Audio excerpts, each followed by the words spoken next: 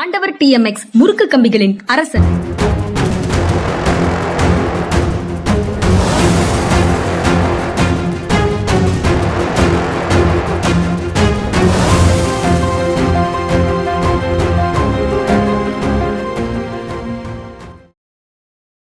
வணக்கம். இது மனிதா சார். வணக்கம் சார். வணக்கம்ங்க. வணக்கம். நேற்று டெல்லியில அந்த காக்ரோச் ஜனதா பார்ட்டி, கரப்பான்பூச்சி மக்கள் கட்சி அது போராட்டம் நடத்தியிருக்கிறாங்க.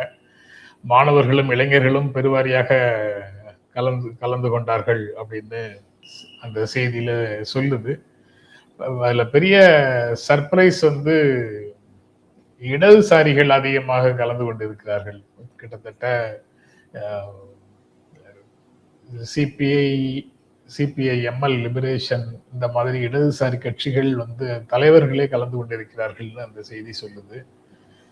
இந்து முஸ்லிம் அரசியலை, மதவாத அரசியலை இவர்கள் ஆளும் கட்சி முன்னெடுக்க கூடாதுன்னும் அந்த இடத்துல கூடுதலாக பேசியிருக்கிறாங்க. கல்வி மந்திரி ராஜினாமா செய்யணுங்கிறது தவிர. எப்படி சார் அதை புரிந்து கொள்வது? இல்ல, அந்த இந்து முஸ்லிம் பிரச்சனை அவங்க பேசுனது எனக்கு சந்தோஷமா இருக்கு. ஏன்னா மாணவர்கள் மதத்தின் அடிப்படையில் பிரிந்து விடாமல் இந்தியர்கள் என்ற அடிப்படையில் ஒன்றுபட்டு பேசியிருக்கிறார்கள். ராஜா சிபிஐலேருந்து திரு ராஜா போனதும் சரி, சிபிஐ எம்எல்ஏ போனதும் சரி, இவங்களை யாராவது வழி மாத்திரக்கூடாதுங்கிற ஆர்வத்தினால இப்பயே போயிருக்கலாம். அது ஒரு நல்ல ஒரு இதுதான். இவங்க போனது நல்லதுதான். எந்த அளவுக்கு அவங்க கேட்க கம்யூனிஸ்ட் கட்சிகளை பத்தி அவங்களுக்கு விமர்சனம் இருக்கு. அது இட்ஸ் வெல்கம். அவங்க யாரை பத்தி விமர்சிக்கிட்டோம். இளைய தலைமுறை இந்த நாட்டுடைய நிலவரங்களில் அக்கறை காட்டட்டும். இந்த அக்கறை காட்டுறாங்கிறதே பழகி போன பழம்பெருச்சாளிகளுக்கு அச்சத்தை ஊட்டு பண்ணும். அந்த அளவுக்கு நல்லது இவங்க பண்றது. ஆனா அதே சமயம் நம்ம ஏற்கனவே இதை பத்தி பேசியிருக்கோம். சரியான தலைமை இல்லைன்னா உடனே மற்றவர்கள், தவறானவர்கள் ஊடுருவி விடுவார்கள் அப்படிங்கிறத பார்த்துருக்கோம். சரியான தலைமை இல்லைன்னா மற்றவர்கள் ஊடுருவி விடுவார்களா, இல்ல மற்றவர்களே தான் இதை உருவாக்கி இருக்கிறாங்க, இடதுசாரிகள் தெரியாம போய் மாட்டிக்கிறாங்கன்னு அர்த்தமா? தெரியல. இப்போதைக்கு என்னால அதை பத்தி ஒண்ணு கருத்து மற்றவங்க உருவாக்கி இருக்காங்கன்னு தெரியல. ஐஏசியை பொறுத்த வரைக்கும் அப்பவும் இந்த சிறிது இடதுசாரிகளும் பல பெரிய அளவுல வலதுசாரிகளுமாக அந்த இடத்துக்குள்ள இருந்தாங்க. இவங்களும் அங்க போய் இதே மாதிரியான நோக்கங்களை அவங்க வெளிப்படுத்தினாங்க. சரியான திசையில இந்த போராட்டத்தை சேனலைஸ் பண்ணணும். அவங்க சொன்ன வார்த்தை சேனலைஸ் பண்ணணுங்கிறத சொன்னாங்க. பட் அது நடக்கல. இவர்கள் தான் வெளியேறி போக வேண்டியதாயிடுச்சு. ஐஏசி முழுக்க அந்த அண்ணா ஹசாரே தலைமையில போய் சேர்ந்துட்டாங்க. இன்னைக்கு ஐஏசி எப்படிப்பட்ட சூதுவாது உள்ள ஒரு முயற்சின்னு எல்லாருக்கும் தெரிஞ்சிருச்சு.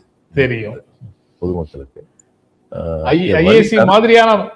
ஐஏசி மாதிரியான அமைப்புகள் வலிவிழந்து போன காரணத்தினாலதான் இப்ப சிஜேபி மாதிரி புதிதாக திரண்டு வருதா, இல்ல இது உண்மையிலேயே ஒரு மையமான மதச்சார்பற்ற நோக்கங்களுக்காக வந்திருக்காங்கிறது எப்ப தெரிந்து கொள்ள முடியும்? இதுக்கு குரல் எழுப்பினர் பாஸ்டன் யூனிவர்சிட்டியில படிக்கிற பையன். குரல் எழுப்பியிருக்காரு. இன்னும் கொஞ்ச நாள் நமக்கு தெரிஞ்சது.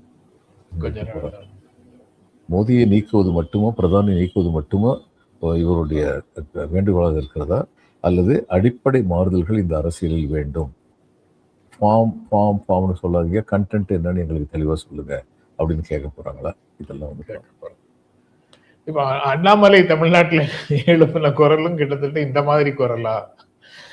அவரும் இந்து முஸ்லீம் விஷயங்களை எல்லாம் பத்தி பேச மாட்டாரு. ஒரு மாதிரி செக்யுலரிசம் பற்றி தான் பேசுவாரு. பட் அது ஒரு சியூடோ செக்யுலரிசத்துக்கும் அண்ணாமலை செக்யுலரிசத்துக்கும் இடையில வேறுபாடு இருக்கும் அப்படின்னு தான் அவர் கடைசியா பேச போறாரு.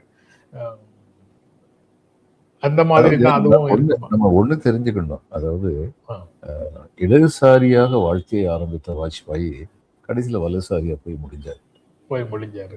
இப்ப அண்ணாமலை எப்படி இருந்தாலும் அப்படியே இருப்பார்னு நம்ம முன்கூட்டியே தீர்மானிக்க வேண்டாம். அவருடைய சர்வைவலுக்காக வேண்டியாவது, எப்படி எம்ஜிஆர் திராவிட முன்னேற்ற கழகத்தில் எதனால சேர்ந்தார்? அவருடைய சர்வைவலுக்காக சேர்ந்தார். ஏன்னா அந்நேரம் Tamil film had been taken over by the leaders of the Dravidian movement. அப்ப அங்க நமக்கு வாழ்வுங்கிறது இனிமே இவங்களை வச்சுதான் இருக்கு. அதனால அவர் என்னவோ பண்ணி பார்த்தார். தான் வாழணுங்கிறது மட்டும் இல்ல, கணேசனை விரட்டி விட்டா ரொம்ப நல்லதுன்னு சொல்லி கணேசன் திருப்பதி, சிவாஜி கணேசன் திருப்பதி போன போது அதுக்கு எதிராக போராட்டம் நடத்துனதுக்கு பின்னணியில எம்ஜிஆருடைய பலம் இருந்தது.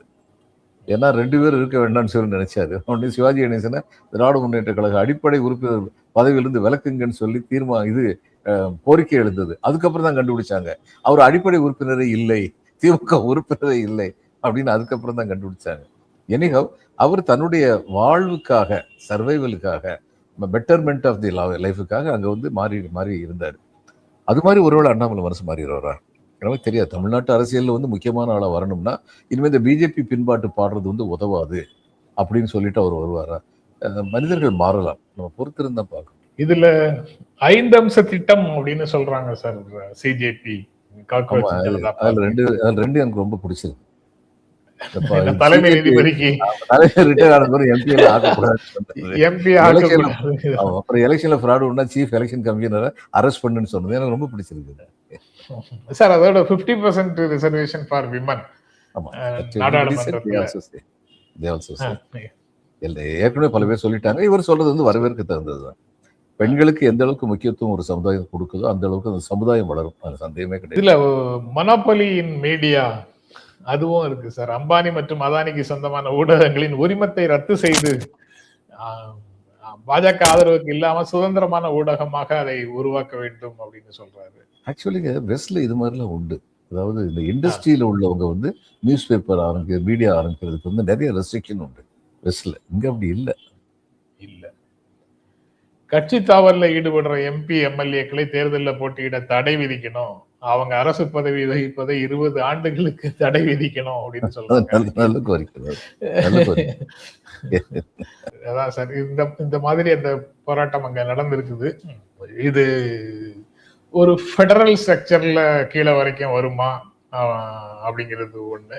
மாநிலங்கள் தோறும் இந்த மாதிரி ஃபெடரலா இதே மாதிரி மூவ்மெண்ட் வருமா, இல்ல இதுவும் சென்ட்ரலைஸ்டா ஒரு பார்ட்டியாக வந்து அப்படியே மாநிலங்கள் தோறும் வந்தா தான் இது ரொம்ப நல்லா இருக்கும். மாநிலங்கள் தோறும் வரணும், வாசப்படும்.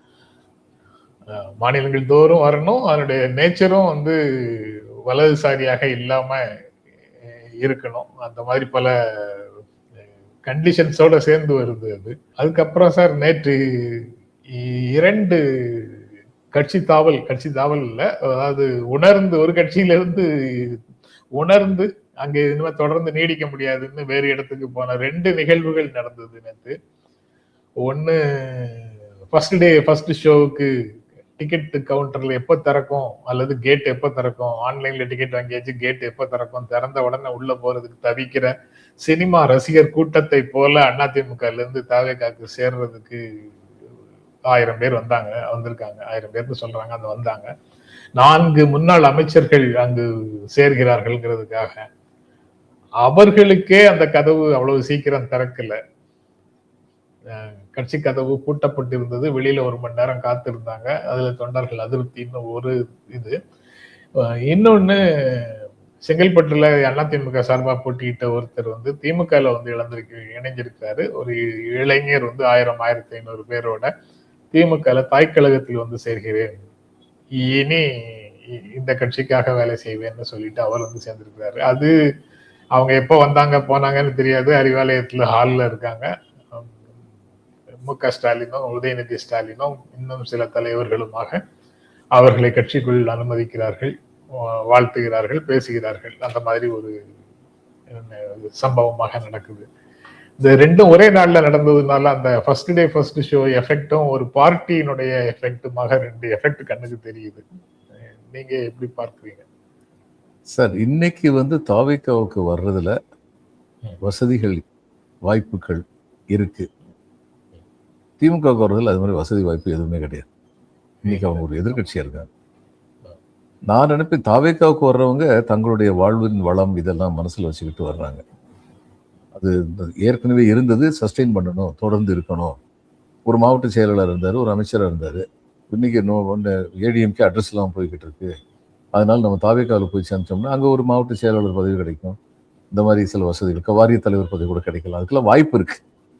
அதுக்காக தான் அவங்க வர்றாங்க. மற்றபடி இந்த கொள்கை காரணமாக தாவேகாவுக்கு வர்றாங்கன்னு அவங்களே பேச மாட்டாங்க. ஏன்னா தாவேகாவுக்கு என்ன கொள்கைன்னு யாருக்கும் இது வரைக்கும் தெரியாது. அப்படி இருக்கும்போது கொள்கை காரணமாக வர்றேன்னு சொல்லுவாங்க. அப்படிலாம் யாரும் சொல்ல மாட்டாங்க. இன்னைக்கு யாரும் அப்படி கேட்கறதும் இல்லை. இன்னைக்கு அரசியல் அது மாதிரி இருக்கு. ஏன் வர்றீங்க அப்படின்னு யாரும் கேட்கறது இல்லை. ஆனா திமுகவுக்கு இன்னைக்கு வர்றவங்கன்னா அவங்க வந்து 2 காரணத்தினால வர்றதா இருக்கும். அதாவது அதிமுகவுடைய செயல்பாடுகள், தலைமையுடைய செயல்பாடுகள்ல வந்து அதிருப்தி. அப்ப இந்த அதிருப்தியில இங்க கண்டினியூ பண்ண முடியும்னா எங்க போகணும்? எனக்குன்னு சில கொள்கைகள் இருக்கு. அந்த கொள்கைகளை வந்து பின்பற்றுபவர்களாக அடி கொஞ்சம் கூட சமரசம் இல்லாதவர்களாக திமுக இருக்கு. அதனால அங்க போறேன்னு சொல்லி வரணும். இன்னைக்கு உள்ள நிலைமை. இது திமுக ஆளுங்கட்சியா இருந்தா நான் இது மாதிரி பேசியிருக்க மாட்டேன். அவங்க வசதிக்காக வர்றாங்கன்னு தான் சொல்லியிருப்பேன். இன்னைக்கு அவங்க வர்றாங்கன்னா அந்த வசதி எல்லாம் பெருசு இல்ல அப்படின்னு சொல்லிட்டு வர்றாங்கன்னு தான் தோணும். சரிதான்.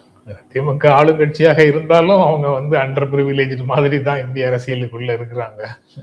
அப்போ வந்தாலும் அதுல தியாகம் செய்ய வேண்டியவங்க தான் அங்க வர வேண்டியது இருக்கு. வசதிகளை ரொம்ப ரேர், வசதிகளையும் வாய்ப்புகளையும் அங்க அனுபவிக்கிறவங்க ரொம்ப rare. அப்படியெல்லாம் இல்ல சார். திமுகல தான் அதிமுகல வந்த நிறைய பேர் தான் திமுகல அமைச்சரா இருந்தாங்க. என்ன சொல்றீங்க நீங்க? திமுக வந்தவங்க நல்ல வசதியா தான் இருந்தாங்க.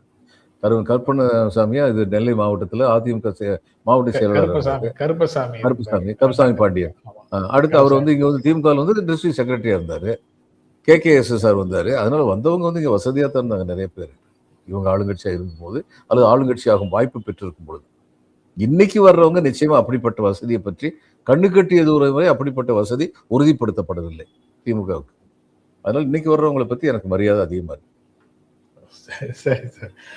தவேகாவுக்கு அதிமுக தாய் கட்சி, அதனால எந்த வேறுபாடும் 2 கட்சிகளுக்கும் இடையில இல்லை. அதனால எல்லாரும் வாங்க. ஏற்கனவே 50% பேர் வந்துட்டாங்க. 90% பேர் வாங்க அப்படின்னு பேப்பர்ல தான் Edappadi Palaniswami general secretary of அதிமுகவா இருப்பாரு. மற்றபடி எல்லாரும் அதிமுகல இருந்து தவேகால வந்து சேர்ந்துட்டு இருக்கிறாங்க அப்படின்னு ஆதவ் அர்ஜுனா பேசுறாரு. அதை எப்படி பாக்குறீங்க? தாய் கழகம்னு சொல்றது பொருந்தல. அவங்க வந்தே 2 வருஷம் தான் ஆகுது. ஏடிஎம்கே வந்து 50 வருஷத்துக்கு மேல ஆயிடுச்சு. ஏதாவது பொருத்தானமான ஓமை சொல்லணும்னா தகப்பன் சாமின்னு சொல்லியிருக்கலாம். முருகன் சின்ன பையனா இருந்து சிவபெருமானுக்கு வந்து வேதத்தை ஓதுனார்னு சொல்லி அதனால தகப்பன் சாமின்னு ஒரு பேர் வந்ததுன்னு. அது மாதிரி இவங்களும் சொல்லலாம். அதிமுக உங்களுக்கு அரசியல் பண்ண தெரியல, நாங்க பாத்தீங்களா 2 வருஷத்துல ஆட்சியை பிடிச்சிட்டோம், அதனால எங்ககிட்ட வாங்க இன்னும் நிறைய ட்ரிக்ஸ் சொல்லி கொடுப்போம் அப்படின்னு இந்த இதெல்லாம் பாடம் போதிக்கிறதுக்கு தகப்பன் சாமின்னு ஒண்ணு சொல்லலாம். தாய் கழகம்னு தாவிக்காவை சொல்றது பொருத்தமா தெரியல. நாளுக்கு நாள் தவேகாவினுடைய வலிமை அதிகரிக்குது அப்படின்னு இந்த கட்சியில இருந்து அதிமுகல இருந்து ஆட்கள் வந்து சேர சேர தவேகா வலிமையான ஒரு கட்சியாக மாறிக்கொண்டே இருக்கிறது, அதிமுக தேய்ந்து கொண்டே இருக்கிறது அப்படிங்கிற ஒரு இமேஜ் சாதாரண மக்களுக்கு கிடைக்குது. அது அப்படித்தானா? அது வந்து உள்ளாட்சி தேர்தல்கள்ல அல்லது இந்த 4+1 5 இடைத்தேர்தல்கள்ல எதிரொலிக்குமா? எப்படி சார்? அது அப்படித்தான். அதாவது எந்த விதமான கட்சி கட்டுமானமும் இல்லாத ஒரு கட்சிக்கு இப்ப இதுல கிரவுண்ட் லெவல்ல இருந்து வர்றவங்க ஏற்கனவே கிரவுண்ட் லெவல்ல ஏடிஎம்கேல ஒரு கட்சி இருந்தது, கட்டுமானம் இருந்தது. அவங்க இப்ப தவேகாவுக்கு வந்து உதவுவாங்க. இது வந்து அட்வான்டேஜ். டிஸ்அட்வான்டேஜ் என்னன்னா எந்த காரணத்தினாலும் இவங்க திராவிட கட்சிகளை மேல குறை சொன்னாங்களோ, லஞ்சம் லாவண்யம் அதிகமா இருக்குன்னு, அந்த இதுல உள்ளவங்க தான் இன்னைக்கு இங்க வர்றாங்க. அப்ப இவங்க வந்து எப்படி கட்சியை வந்து ரொம்ப புனிதமான கட்சியா வச்சிருக்க போறாங்க? இது துவக்கத்திலிருந்தே புனிதமான கட்சியா கிடையாது. இவங்க முதல் மாநாடு நடத்தின போதே நான் கேள்வி எழுதியிருக்கேன், எங்க இருந்து வந்தது பணம் உங்களுக்கு இந்த மாநாடு நடத்துறதுக்கு? அதுக்கு இன்னைக்கு வரைக்கும் பதில் இல்லை. அதுக்கு பதில் வரவே வராது. அதனால இவங்க வந்து இன்னைக்கு ஓப்பனாவே இந்த மாதிரி ஆட்கள்லாம் வர்றாங்க. கிரவுண்ட் லெவல், அதாவது இந்த மாநாடு நடத்தும் போதுங்க கிரவுண்ட் லெவல் அது யாரையும் பாதிக்கல. ஆனா இந்த மாதிரி ஆட்கள் வரும்போது கிரவுண்ட் லெவலில் வழக்கம் போல அது பட்டாமுக்கு 3000 ரூபா கொடு, எனக்கு கொஞ்சம், எனக்கு பாதி, விஏஓக்கு பாதின்னு சொல்லுவாங்க. யாருக்கு கிடைக்குது யாருக்கு கிடைக்கலன்னு நமக்கு தெரியாது. ஆனா ஏழை எளிய மக்கள்கிட்ட வந்து பணம் பறிபோங்கிறது மட்டும் நமக்கு தெரியும். அப்ப அந்நேரம் வந்து மக்கள் வந்து என்ன சொல்லுவாங்க, இவங்களும் அவங்கள போலதான் இருக்காங்கன்னு சொல்லுவாங்க. அறிவு, அரசியல் நாகரிகம், அரசியல்ல நாகரிகம்னு ஒண்ணு இருக்கு. அந்த நாகரிகத்தெல்லாம் தூக்கி எறிஞ்சிட்டு பிஹேவ் பண்ணக்கூடாது, வாய்க்கு வந்தபடி ஆதவ அர்ஜுனா பேசக்கூடாது அப்படின்னு KP முனுசாமி நேற்று செய்தியாளர் சந்திப்புல சொல்றாரு. அது அந்த மாதிரி பேச்சையெல்லாம் கேட்டு இவங்க அதிமுகல இருந்து வரக்கூடியவங்களை அட்மிட் பண்ணாம இருப்பாங்களா? இல்ல அதிமுகல இருந்து போறவங்கள KP முனுசாமி உள்ளிட்ட அதிமுக தலைவர்களால தடுக்க முடியாமல் இருக்கு. தடுக்க முடியல. KP முனுசாமி போன்றவர்களால் தடுக்க முடியல. ஆதங்கத்தினால பேசுறாங்கன்னு தான் வச்சுக்க முடியும். ஹெல்ப்லெஸ்னஸ் அதனால பேசுறாங்க. ஆற்றாமையினாலும் கையறு நிலையில் இருப்பதனாலும் இது மாதிரி பேசுறாங்கன்னு வச்சுக்க. நான் இன்றைக்கு வந்து நான் வாக்கிங் போற இடத்துல நான் உள்ள நுழையிறதுக்கு முன்னாடி வாசல்ல இருந்து ஒரு 3-4 நண்பர்கள் யார பேசிட்டு இருந்தாங்க. அவங்க அதுல ஒருத்தர் சொல்றாரு, 10-20 வருஷம் ஆச்சு, 20 வருஷமா அம்மாவுக்காக உயிரையே கொடுப்போம்னு வேலை செஞ்சாச்சு. இனிமேல் கட்சியில வந்து எதுவும் நடக்கிற மாதிரி தெரியல, அதனால தாவேகாவுக்கு போயிட்டேன் அப்படின்னு அவர் விளக்கம் சொல்லிட்டு இருக்கிறாரு கூட இருந்த 3 பேர்ட்ட. கிராஸ் ஆகி போகும்போது காதில் விழுந்தது இது. ஆக இதுதான் சாதாரணமாக எல்லா இடங்கள்லயும் நடக்கிற மாதிரி ஒரு ஃபீல் கிடைக்குது. 2 வகையா இவங்களை பிரிக்கலாம். உண்மையிலேயே உயிரை கொடுத்து வேலை பார்த்த தொண்டர்கள் இருக்காங்க அதிமுக. இருக்கு. அங்க அவங்களுக்கு எந்த சுய லாபமும் கிடைக்கல, இருக்காங்க. எல்லா கட்சியிலும் இருக்காங்க அந்த மாதிரி. அதிமுக நிறைய பேர் அது மாதிரி இருந்தாங்க, இருக்கிறாங்க. அப்படிப்பட்ட ஒருத்தர் மறுபடியும் தன்னுடைய வாழ்க்கையில் இன்னொரு 20 வருஷம், ஏன்னா இதுல 20 வருஷம் வீணா தானே போச்சு, அவரே ஃபீல் பண்றாருல, மறுபடியும் இன்னொரு 20 வருஷம் வீணாக்கணும்னு சொல்லி தான் அவர் தாவேகாவுக்கு போகணும். இது ஒரு வகையான குரூப். இல்ல, அந்த வீணுக்கும் வீணாக இல்லை, வீணற்ற வாழ்க்கைக்கும் என்ன சார் வித்தியாசம்? எது வீண்? 20 வருஷம் இவங்களுக்காக உழைச்சது இவருக்கு என்னங்க கிடைச்சது நமக்கு தெரியாது. அப்படி கிடைக்காம உழைச்சிருந்தாருன்னா அது வீணான வாழ்க்கை தான். ஏன்னா அவங்க மற்றவங்களாம் வந்து தங்களுடைய வாழ்க்கை வசதியை பெருகிக்கிட்டாங்க. மக்களுக்கு பெரிய சேவை இவரால் செய்ய முடிஞ்சதா? தெரியாது நமக்கு. அவருடைய பேச்சிலிருந்து நான் சொல்றேன், 20 வருஷம் அம்மாவுக்காக வேண்டி உழைச்சிட்டேன், இனிமே அங்கே செய்யறதுக்கு ஒன்றும் இல்லை அப்படின்னா மறுபடியும் இன்னொருத்தருக்கு போய் 20 வருஷம் உழைச்சதுக்கு அப்புறம் ரிலீஸ் பண்ண போறீங்களா? இனிமேல் செய்யறதுக்கு இது இல்லைன்னு உங்களுக்கு விழிப்புணர்வு வரணும். அதான் இது ஒரு குரூப். இன்னொரு குரூப் என்ன, 20 வருஷம் போலீஸ் ஸ்டேஷன்ல போய் கட்ட பஞ்சாயத்து பண்றதெல்லாம் இந்த கட்சி உறுப்பினர் வந்து பண்ணிட்டேன், வசதி வந்துருச்சு, இனிமே அது முடியாது, அதனால அடுத்து புது கட்சி வந்திருக்கு, அவங்ககிட்ட போய் உட்காந்து கட்சி கட்ட பஞ்சாயத்துக்கு நான் ஆரம்பிக்க போறேன் அப்படின்னு தன்னுடைய வாழ்க்கை வசதிகளை பிற நிரந்தரமாக்குறதுக்கு போறவங்க இருப்பாங்க. 2 விதமான குரூப்பும் இருக்கும். பட் இந்த ப்ராசஸ் ஒரு பக்கம் நடந்துகிட்டு இருக்கும்போது எடப்பாடி பழனிசாமி அதிமுகவை யாராலையும் உடைக்க முடியாது அப்படின்னு சொல்றாரு. முன்னாலெல்லாம் இந்த மாதிரி சொல்லுவாரு, ஆமா வேற யாரும் அதை உடைக்க வேண்டியதில்லை, வேற யாரும் அதை அழிக்க வேண்டியதில்லை, நீங்களே அழிச்சிருவீங்கன்னு வெளியில போறவங்க சொல்லுவாங்க பதில். இப்போ அதிமுகவை யாரும் உடைக்க முடியாது, விரைவிலேயே பொது தேர்தல் வரும், அதிமுகவின் முன்னேற்றத்துக்காகவும் மக்களுடைய நலனுக்காகவும் நான் தொடர்ந்து பாடுபடுவேன் அப்படின்னு அவர் சொல்றாரு. அது எக்ஸோடஸ அரெஸ்ட் பண்ணுமா, விரைவில் பொது தேர்தல் வரும் அப்படிங்கிறது ஒரு கேரட் மாதிரி, ஒரு எலும்பு துண்டு மாதிரி தெரியுது. அதுல மக்கள் மயங்கிடுவாங்களா? ஓடுறவங்க மயங்கிடுவாங்களா? அதிமுக விட்டு ஓடுறவங்க மயங்கிடுவாங்களா? ஓடுறவங்க மயங்க மாட்டாங்க. இவர் வந்து கண்ணதாசன் பாட்டு தான் நமக்கு, நானே தொடக்கம் நானே முடிவு நான் உழைப்பது தான் நாட்டின் தீர்ப்பு அப்படின்னு சொன்னார்ல, அது மாதிரி இப்போதைக்கு ஏடிஎம்கே பொறுத்த மட்டும் நான் சொல்றதான் தீர்ப்பு, நான் தான் தொடக்கம் நான் தான் முடிவு அப்படின்னு சொல்லி அந்த மனநிலையில் இருக்கிறாரு. இவருக்கு வந்து மற்றவங்களுக்கு ஸ்பேஸ் கொடுக்க தெரியாததுனாலதான் ஏடிஎம்கே இந்த அளவுக்கு வந்து சின்ன லெவலுக்கு போய்கிட்டு இருந்தது, இன்னும் போய்கிட்டு. அந்த நிலைமையிலிருந்து இவர் தன்னை மாத்திக்கவே இல்லை. இப்ப அபிஷேக் பானர்ஜியை வந்து மம்தா பானர்ஜி வந்து முன்னாடி நிப்பாட்டினாங்க, தன்னுடைய நெவ்யூ அண்ணன் பையன். அதனாலதான் சுபேந்து அதிகாரி விலகி போனாரு. ஏன்னா அந்த பையன் வந்து கொஞ்சம் தலை கணத்து போய் தான் எல்லாத்தையுமே இருந்தார், ரொம்ப அரகண்டா தான் இருந்தார். அதனாலதான் சுபேந்து அதிகாரி போன்றவர்கள் முதல்ல போனாங்க. இன்னைக்கு பாருங்க 80 எம்எல்ஏல 60 பேரு நாங்க தனி கோஷியா போறோம்னு சொல்லி மம்தா பானர்ஜி இருந்து போயிட்டாங்க. இப்ப அவங்க வந்து Abhishek Banerjee she is clipping her wings எப்பயோ பண்ணிருக்கணும். இப்ப எடப்பாடி ரொம்ப பெரிய பிரச்சனை என்னன்னா, தனக்கு தவிர வேற யாருமே வந்து தனக்கு ஈக்குவலானவங்களா வந்துடக்கூடாது பார்ட்டியில், இருக்கக்கூடாது பார்ட்டியில அப்படின்னு நினைக்கிறாரு. அப்போ சார் எனக்கு ஒரு விஷயம் புரியல சார். ஒரு மாசத்துக்கு முன்னால அல்லது 2 மாசத்துக்கு முன்னால இதே 60 பேரு மமதா பானர்ஜி டிக்கெட் வாங்குறதுக்கு மமதா பானர்ஜி தலைமையை ஏற்று அங்கதான் இருந்தாங்க. ரிசல்ட் வந்தது, சீஃப் மினிஸ்டர் மமதா பானர்ஜி இல்ல, அவங்க கையில இருந்த அதிகாரம் போயிடுச்சு அப்படின்ன உடனே 80 பேர்ல 60 பேர் எதிர்த்து கொடி பிடிக்கிறார்கள் அப்படிங்கிறது இப்போ இந்த 2 மாசத்துக்குள்ள அல்லது தேர்தல் முடிவு வந்ததுக்கு அப்புறம் வர்ற டெவலப்மெண்ட் இல்ல தானே இது? நம்ம மனசுக்குள்ளே புளிங்கிட்டு இருந்தாங்க. ஆனா அந்த எம்எல்ஏங்கிற வசதி வாழ்க்கை அதை விட்டுறதுக்கு மனசு இல்லை. இவங்ககிட்ட இருக்க வரைக்கும் நமக்கு வந்து நாமினேட் பண்ணுவாங்க, எம்எல்ஏ ஆகலாம்னு நினைச்சாங்க. எம்எல்ஏ ஆனா மந்திரியாகவும் ஆகலாம், அல்லது ஆளுங்கட்சியோட எம்எல்ஏங்கிற அதிகாரத்தோடு இருக்கலாம்னு நினைச்சாங்க. இன்னைக்கு ஆளுங்கட்சியோட எம்எல்ஏங்கிற அதிகாரம் கிடையாது. கீழ்மட்டத்தில் இருந்து லஞ்ச லாவண்யம் காரணமாக அந்த கீழ்மட்டத்தில் உள்ளவங்க மேல பயங்கர வெறுப்பு இருக்கு. அந்த வெறுப்பெல்லாம் வந்து சகிச்சுக்கிட்டு பொறுத்துக்கிட்டு இருந்தாங்க மக்கள். இன்னைக்கு வந்து பொங்கி எழுந்துகிட்டு இருக்காங்க. இந்த லெவலில் நம்ம வந்து இன்னும் மம்தா பானர்ஜி அபிஷேக் பண்ணி சொல்றதை விட நாங்க வந்து இந்த மாதிரிலாம் இருக்கக்கூடாதுன்னு நினைக்கிறோம். ஏதாவது ஒரு ஷோ காட்டணும். நீங்கள் அத்தனை பேரும் உத்தமர்கள் தானான்னு கேட்டால் இவங்க யாருமே உத்தமர் கிடையாது. கிருஷ்ணநாதர் சொன்னாரு, உங்களில் பாவம் செய்யாதவர் முதல் கல்லை எடுத்து எரியட்டுன்னு சொன்னாரு. யாரால் எரிய முடிஞ்சது? அது மாதிரி தான் இவங்கெல்லாம். There are just opportunist groups. Politics இன்னைக்கு அது மாதிரி ஆயிடுச்சு. பாலிடிக்ஸ் அந்த மாதிரி ஆயிடுச்சு அப்படின்றீங்க. பாரதிய ஜனதா கட்சியை சேர்ந்த நிர்வாகிகள் தொண்டர்கள் யாரும் அண்ணாமலையினுடைய இயக்கத்துல போய் சேர வேண்டாம். அப்படி யாராவது இது விவரம் தெரியாம அங்க போய் சேர்ந்திருந்தீங்கன்னா அவங்க திரும்பி வந்துருங்க. அவருக்கு இந்த மாதிரி தனியாக அமைப்பு ஆரம்பிக்கிறதுக்கு நரேந்திர மோடியோ அமித்ஷாவோ யாரும் ஆதரவு கொடுக்கல. அப்படி அவங்க ஆசையோட தான் அவர் தொடங்கியிருக்காருன்னு சொல்றது வந்து உண்மை அல்ல அப்படின்னு நயினார் நாகேந்திரன் சொல்றாரு. அதை எப்படி பாக்குறீங்க? எங்க ஆசையோட தொடங்கலன்னு சொல்லி அமித்ஷாவும் நரேந்திர மோடியும்ல சொல்லணும். அவங்க சொல்ல மாட்டேங்கிறாங்க. அவங்க ஆசையோட தான் தொடங்கி இருக்காரு. இவர் நான் சொன்னேன் அண்ணாமலை மனது மாறலாம். ஆனா இன்னைக்கு தேதியில அவர் வந்து பிராக்சி பிஜேபி தான் வந்திருக்காரு, சந்தேகமே இல்லாம.